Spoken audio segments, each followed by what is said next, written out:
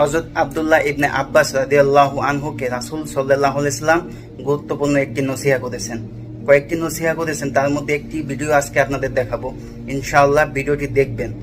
আর হযরত আব্দুল্লাহ ইবনে আব্বাস রাদিয়াল্লাহু আম্মা হিজরতের সময় ইসলাম ধর্ম গ্রহণ করেছেন, সেহেতু ধরা হয় তিনি শৈশব থেকেই ইসলাম ধর্মের অনুসারী ছিলেন।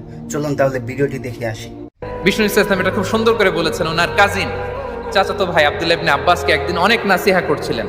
করতে করতে এক পর্যায়ে তিনি বললেন, ওয়া আলাম, ইবনে আব্বাসকে বলছেন, ওয়া আলাম আন্না মা আসাবাকা লাম ইয়াকুন লিইখতিআক ওয়া মা আখতাআকা লাম ইয়াকুন লিইউসিবাক। আব্দুল্লাহ, জেনে রেখো, যেটা তুমি পাওয়ার এটা তুমি কোনোদিন হারাবা না।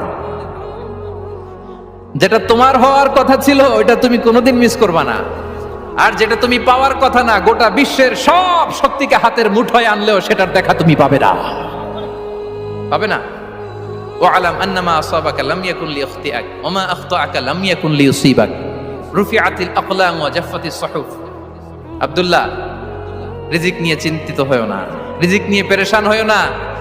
প্লে ইউর রোল, রিজিক ইজ ফিক্সড।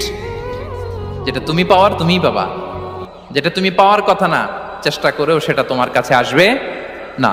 প্রিয় দর্শক, আজকে আমরা যে হাদিসটি শুনলাম প্রিয় শাইখের মুখ থেকে, ইনশাআল্লাহ আল্লাহ তাআলা যেন আমাদের এই হাদিসটির উপর আমল করার তৌফিক দান করেন। আমিন।